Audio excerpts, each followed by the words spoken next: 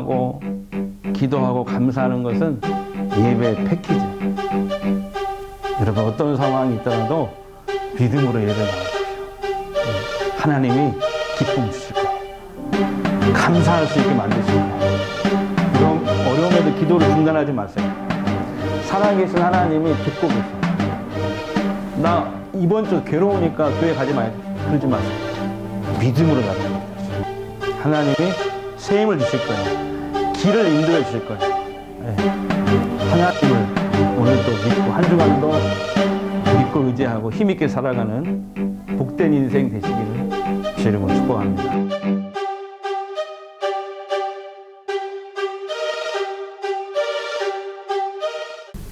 오늘 말씀은 예수 믿는 사람들에게 있어서 너무 잘 알려진 그런 성경 구절입니다. 항상 기뻐하라, 쉬지 말고 기도하라, 범사에 감사하라. 네. 그래서 제가 어렸을 때 하도 이 구절이 유명해서 그 동네 이발소나 미장원 같은 데도 걸려 있을 정도로 그런 유명한 말씀입니다. 그러나 동시에 예수 믿는 사람들이 가장 부담스러워하는 그런 말씀이기도 합니다. 생각해 보세요. 어떻게 항상 기뻐하지? 인생이 화날 때도 있고 우울할 때도 있고 힘들 때도 있는 거잖아요. 그죠? 근데 어떻게 항상 기뻐하라고 이렇게 말씀하시지? 또 쉬지 말라고 기도하라고 그러면 걸어 다니면서도 뭐 이렇게 중얼중얼 이렇게 기도해야 된다는 얘기인가? 범사에 감사하라. 모든 일에 감사하라. 어떻게 모든 일에 감사할 수 있죠? 이런 생각이 듭니다. 그래서 오늘 우리가 이 말씀의 정확한 뜻을 알기 위해서 우리가 이 말씀의 배경을 좀 알아야 되는데요. 먼저 우리가 알아야 될 것은 이 말씀은 개인의 신앙생활에 관한 그런 말씀이기보다는 교회 공동체 전체에 주시는 그런 말씀입니다. 하나님의 뜻. 더 정확히 얘기하면 말세를 살아가는 교회를 향해서 주시는 하나님의 뜻입니다. 말세를 살아가는 교회를 향해 주신 하나님의 뜻입니다. 이 말씀의 배경을 보면 사도 바울이 이제 2차 세계 전도 여행 때 성령의 인도하심을 따라서 원래 아시아를 전도하려고 했는데 유럽으로 전도 방향을 틀게 됩니다. 그래서 오늘날 유럽에 속해 있는 저 지역에 가서 복음을 전하게 되는데요. 먼저 빌립보로 갔다가 데살로니가라는 도시에 지금 현재는 그리스에 속해 있습니다. 이 데살로니가라는 도시에 몇 달을 머물면서 거기에 사는 해외 동포 유대인들 그리고 백인들이죠. 헬라인들에게 복음을 전하기 시작합니다. 근데 그곳에 사는 그 같은 동포인데 그 유대인들이 바울의 전도를 방해하는 거예요. 그 핍박을 하는 거예요. 어떻게 방해하고 핍박하냐면 깡패를 고용해서 돈 주고 사서 바울의 전도를 방해하고 난동을 부립니다. 깡패를. 급기야 유대인들이 또 어떻게 하냐면 로마 관청에 이 사도 바울을 반역죄로 고발을 합니다. 반역죄로. 예. 로마 황제만이 당시에는 큐리오스 주님이라고 불릴 수가 있는데 바울 이자가 사람들을 막 선동해서 예수를 주님이라고 말하고 다닙니다. 로마에 반역하려고 합니다. 이런 식으로 이제 거짓으로 관청에 고발을 하는 것이죠. 그러니까 당시에 반역죄는 사형에 해당되는 죄였습니다. 바울은 이제 어쩔 수 없이 개척한 지 정말 몇 개월이 안 된 진짜 초신자만 있는 그런 교회. 이 데살로니가 교회 성도들을 놔두고 그곳을 떠나야만 했습니다. 떠나서 어디를 가냐면 이 지도에 보시면은 저기 데살로니가를 떠나서 베레아로 갔다가 그 다음에 아테네, 여러분 아테네 아시죠? 그리스 아테네라는 도시에 가서 복음을 전하기 시작합니다. 그런데 이제 사도 바울이 아테네에 가서 복음을 전하다가 너무 이 데살로니가 교회 성도들이 궁금한 거예요. 데살로니가 교회 성도들이 과연 어떻게 됐을까? 유대인들이 핍박이 엄청 심할 텐데 다 터졌을까? 초신자들밖에 없잖아요. 개척한 지 몇 개월 안 됐잖아요. 너무 궁금한 거예요. 걱정이 되고. 그래서 바울은 자기의 제자 디모데를 그곳에 몰래 다녀오라고 지시를 합니다. 그래서 이제 디모데가 이제 아테네에서 데살로니가까지 이제 가요. 몰래 가죠. 그래서 이제 그 데살로니가 교회 성도들을 만나는데 시간이 흘렀어요. 한 1, 2년이 흘러서 시간이 흘러서 데살로니가에 갔던 디모데가 바울에게 돌아옵니다. 디모데가 바울에게 보고를 하는데 그 보고를 듣고 깜짝 놀라는 거예요. 바울이. 뭐라고 보고를 하냐면 데살로니가 교회가 말이에요. 그 핍박과 어려움 속에서도 믿음을 오히려 굳게 지키고 있어요. 뿐만 아니에요. 바울 선생님. 그들이 하나님의 말씀대로 행하고 있어서 주변의 다른 도시의 다른 교회 성도들에게 모델 교회로 우뚝 서 있어요. 이렇게 보고를 하는 거예요. 그러나 물론 데살로니가 교회가 개척된 지 얼마 안 된 교회라 치명적인 문제점이 하나 발견이 됐어요. 보고를 듣는 가운데. 그게 뭐냐면은 이 성도들이 예수님의 재림에 대한 기대가 너무 지나친 나머지 어떤 성도들은 일을 안 하는 거예요. 아니면 어차피 뭐 주님이 곧 오실 텐데 다시 오신다고 했으니까 주님이 다시 곧 재림하시는데 뭐 일해봤자 뭐하냐. 일 안 할 것이다. 그냥 성도들의 집을 다니면서 좀 얻어먹으면 되지.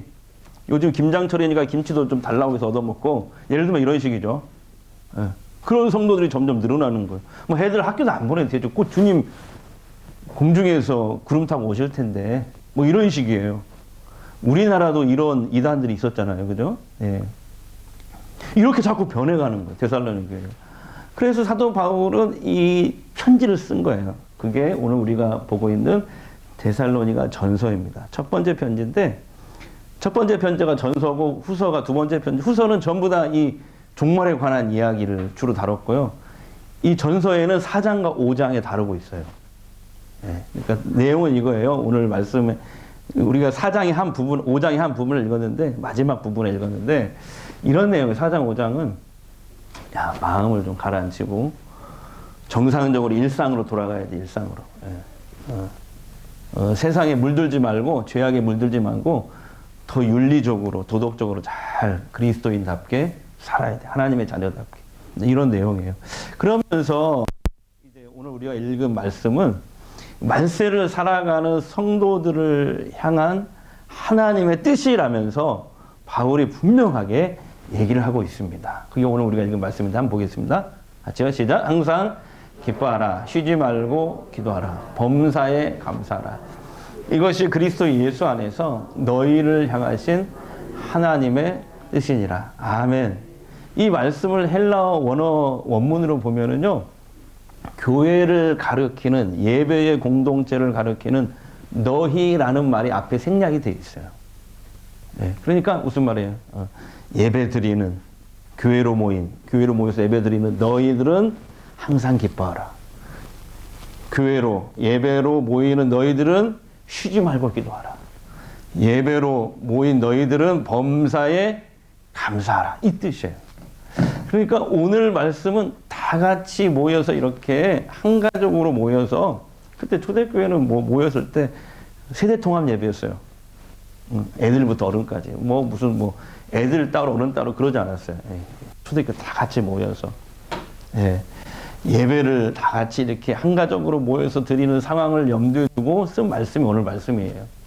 그래서 어떤 성경학자는 심지어 뭐라고까지 얘기하냐면 이 기뻐하고 쉬지 말고 기도하고 범사에 감사하는 이것이 당시 데살로니가 교회의 예배 순서였다. 우리 예배 순서 여기 보시면은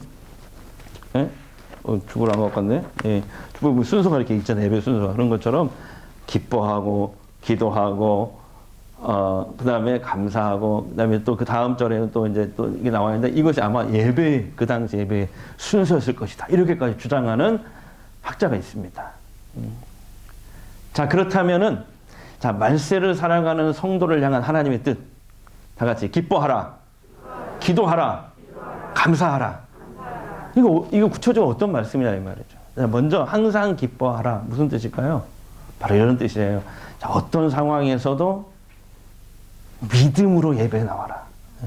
좋은 상황이든지 나쁜 상황이든지 믿음으로 예배에 나와서 예배의 주인공인 그 하나님을 통해서 기쁨을 얻어라. 이런 뜻이에요. 항상 기뻐하라. 여러분, 왜 그리스도인들은 예배 드릴 때 기쁠까요? 그래, 우리를 둘러싼 상황이 어렵고 힘들어도 예배하면서 우리가 기쁨을 회복할 수 있는 것은 뭐예요? 바로 예배의 주인공이신 하나님께서 어려운 상황 가운데서도 그럼에도 불구하고 믿음으로 예배에 나온 성도들을 기뻐하시기 때문에 그래요. 기뻐하실 뿐만 아니라 믿음으로 예배에 나온 그 성도들에게 회복을 주시고 치유를 주신다는 거예요. 복과 은혜를 주시기 때문에 그렇다는 거죠. 히브리서 11장 6절 말씀. 자, 시작. 믿음이 없이는 하나님을 기쁘시게 하지 못하나니 하나님께 나아가는 자는 반드시 그가 계신 것과 그가 자기를 찾는 자들에게 뭘 주신다? 상 주시는 이심을 믿어야 할지니라. 아멘. 그래, 우리 자신을 바라보면 우리는 침체할 수밖에 없죠. 우리 상황을 보면 깔아앉을 수밖에 없어요.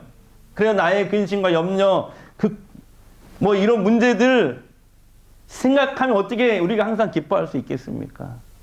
그럼에도 불구하고 이번 주에 기분 나쁘니까, 이번 주에 별로 기분이 안 좋으니까 교회 가지 말아야지. 이게 아니라 그럼에도 불구하고 하나님 앞에 나가는 거죠. 그게 믿음이죠.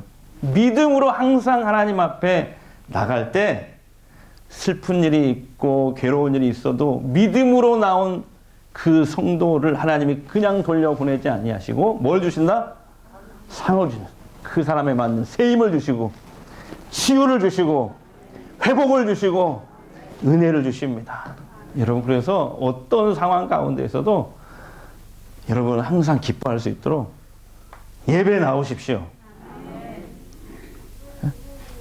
나 이번 주 괴로우니까 예배 안 나. 이게 아니라 그럼에도 불구하고 하나님 앞에 나가야지. 믿음으로 나가는 것이죠. 그때 하나님께서 기쁨을 주신다. 하나님은 예배 때 하나님의 은혜를 사모하는 자에게 만족해 하시는 하나님이시네요. 좋은 것으로 채워주신대요. 자, 시편 107편 9절 시작. 그가 사모하는 영혼에게 만족을 주시고 줄인 영혼에게 뭘 주신다? 좋은 것으로 채워주심이로다. 아멘. 그래, 예배 때 우리에게 은혜와 치유와 회복을 주십니다. 여러분, 그걸 기대하시기 바랍니다. 하나님이 앞으로 하실 일을 기대하면서 기뻐하셨으면 좋겠어요. 저 여러분 예배를 통해서 매주 하나님이 주시는 기쁨을 얻게 되기를 주의 이름으로 축복합니다. 자, 두 번째, 쉬지 말고 기도하라. 다 같이 쉬지 말고 기도하라. 자, 무슨 뜻일까요? 쉬지 말고 기도하라. 바로 이런 뜻이에요. 어렵다고 기도를 중단하지 말고 예배 때마다 어려움을 당한 성도와 죄로 깨어진 세상을 위해 기도하고 서로 격려하라. 이 뜻이에요. 쉬지 말고 어렵고 괴로운 일이 있을 때 기도가 안 나오잖아요.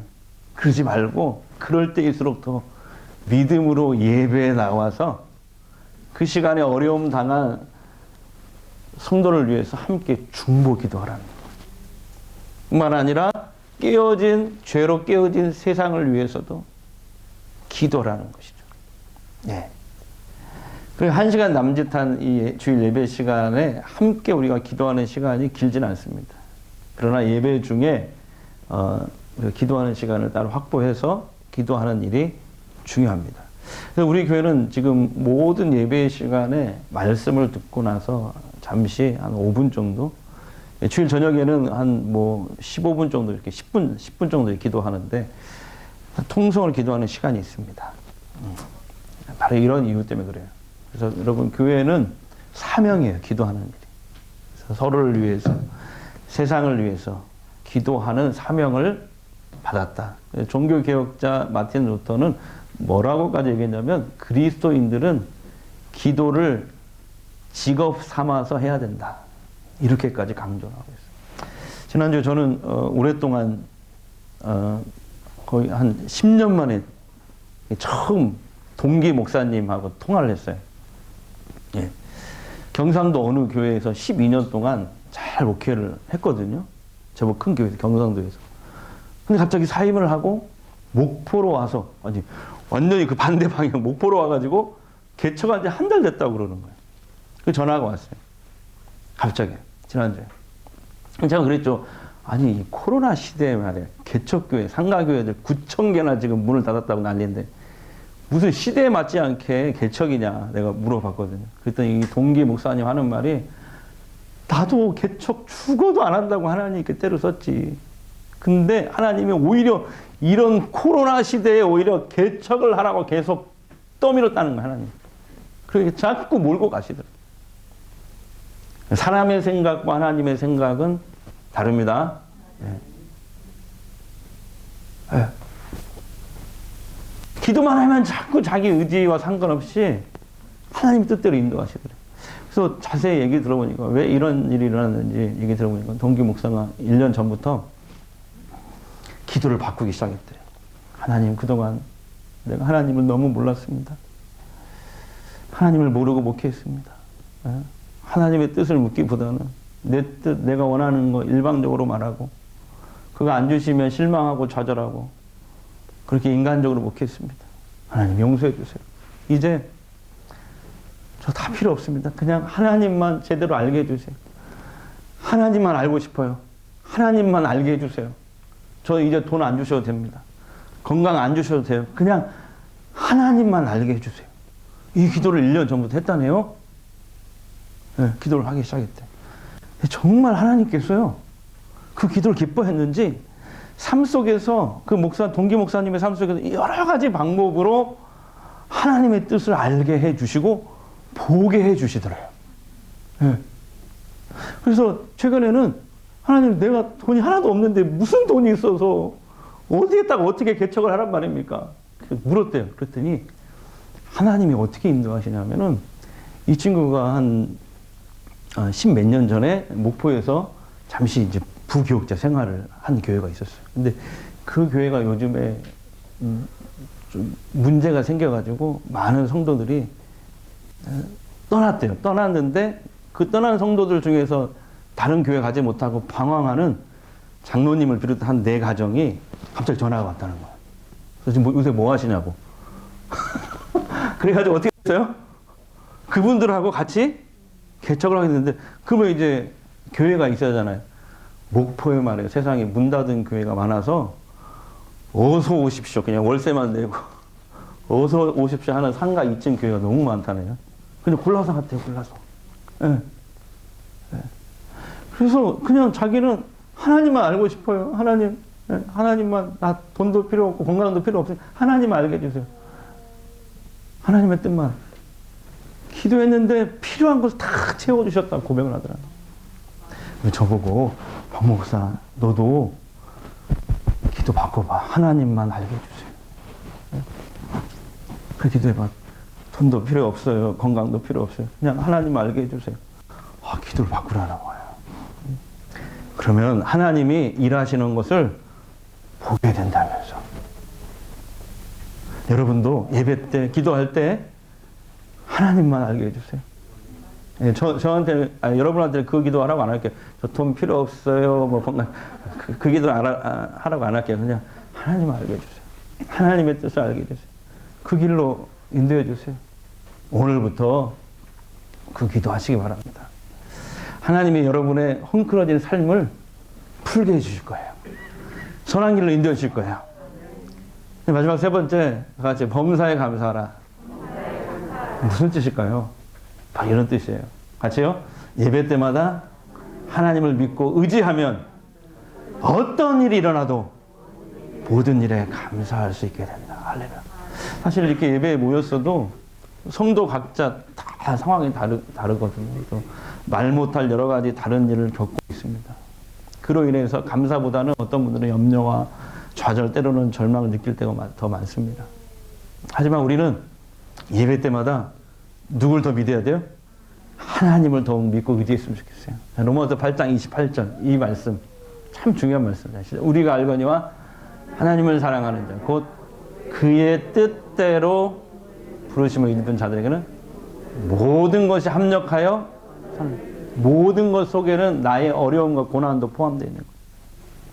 내가 현재 갖고 있는 어려움, 괴로움, 이거 인간적으로 생각할 때 힘들죠. 그러나 우리가 하나님을 믿으면 그 나의 어려움과 고난의 상황도 하나님은 얼마든지 그것을 선으로 바꾸셔서 우리를 결국 가장 좋은 길로 인도하신다는 그런 말씀이에요.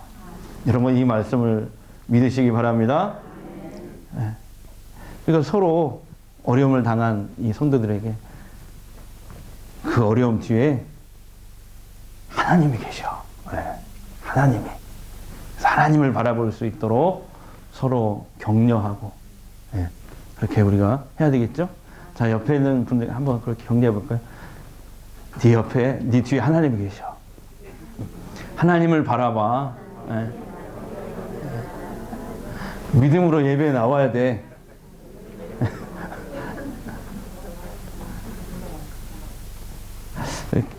제가 지난주부터 감사에 대해서 묵상하면서 성도들에게 전할 말씀을 좀 주세요. 그렇게 기도하다가 지난주에 생각나게 하시는 그런 말씀이 있어서 지난주에 일부 했고 이제 오늘 두 번째로 이제 하는데 저 개인적으로 몇 년 동안 해결되지 않은 그런 문제가 있었어요. 그게 뭐냐면은 근데 이제 이번 특세 때 하나님이 응답을 주신 깨닫게 해주셨어요. 그래서 이제 제 신학대학 동기 중에 영우라는 애가 있어요. 애라고 좀 이상하네. 왜냐면 목사가 아니거든요. 친구가. 같은 신학대학 동기인데 졸업하고 저는 이제 계속 진학을 했지만 그 친구는 목사의 길로 안 가고 군대 갔다 와서 이제 인천국제공항 공사 입사했어요. 대단하죠? 지금은 가기 힘들죠. 근데 이제 그때 어쨌든 이제 거기 들어갔는데 실력도 있고 애가 그래가지고 뭐 승진을 하고 높은 연봉을 받았어요. 그 높은 연봉, 좋은 직장에도 불구하고 마음에 공허함이 자꾸 찾아와요. 공허함. 그러다가 이 친구가 이제 거기에서 모아놓은 돈으로 가족들과 미국으로 이민을 합니다. 이민을 가서 이제 열심히 사는데 자리를 잡았는데 남부럽지 않게 사는데 공허함이 또 찾아오는 거예요. 그래서 내가 돌아가야 될 자리는 교회구나. 목사의 자리구나. 그래서 깨닫고 혼자 비행기 타고 한국으로 왔어요. 그리고 다시 신학대학원에 늦은 나이에 우리는 다 목사가 됐는데 늦은 나이에 8년 전에 입학을 했어요. 근데 얘가 이제 가족도 먹여 살려야 되고 학비도 벌어야 되고 그러니까 그 맥도날드에서 알바를 했어. 오토바이 배달 알바. 근데 사거리에서 교통사고 크게 난 거야. 8년째 식물인간으로 있어요. 다행히 병원비는 맥도날드 회사에서 다 대고 있다네요. 처음에 정말 하나님이 이해가 안 됐어요. 그잖아요. 하나님의 일을 하려고 동기가 그 좋은 인천공항공사 직장도 버리고 미국도 포기하고 한국으로 돌아왔는데 하나님의 주의 종이 되겠다고 다시. 하나님께서 왜 그런 친구에게 그런 불행을 허락하셨지? 그게 풀리지 않는 수수께끼였어요. 계속 몇 년간.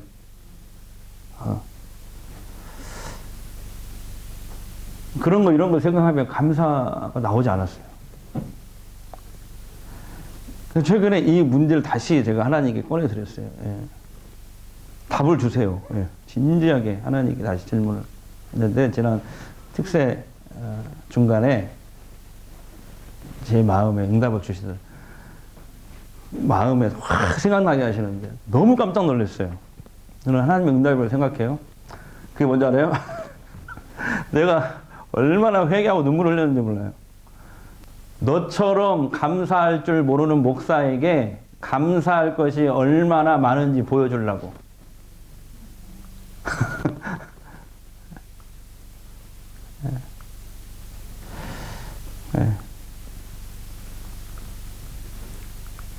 너처럼 감사할 줄 모르는 목사들에게 감사할 것이 얼마나 많은지 보여주려고. 영혼은 내가 알아서 할 테니 너는 범사에 감사하라. 이거였어요. 내가 얼마나 회개했는지 몰라요. 말살을 살아가는 성도를 향한 하나님의 뜻은 분명합니다. 여러분, 어떤 상황에서도 예배에 나와서, 믿음으로 예배에 나와서 예배의 주인공이신 하나님 때문에 기뻐하고, 하나님 때문에 어려운 가운데서 쉬지 않고 믿음으로 기도하고, 서로 격려하고, 범사에 하나님 때문에 항상 기뻐할 수 있고 감사할 수 있다는 것입니다.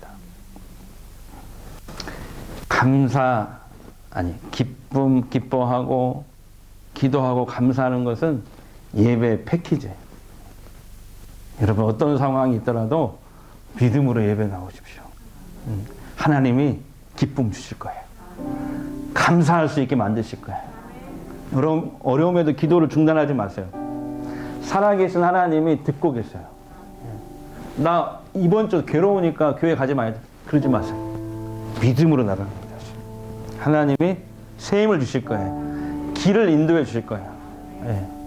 하나님을 오늘 또 믿고 한 주간도 믿고 의지하고 힘있게 살아가는 복된 인생 되시기를 주 이름으로 축복합니다.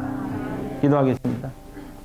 하나님, 말세를 살아가는 성도를 향한 하나님의 뜻은 어떤 상황에서도 예배에 나와 예배의 주인공이신 하나님 때문에 항상 기뻐하고 쉬지 말고 기도하고 범사에 감사하는 것임을 알았습니다.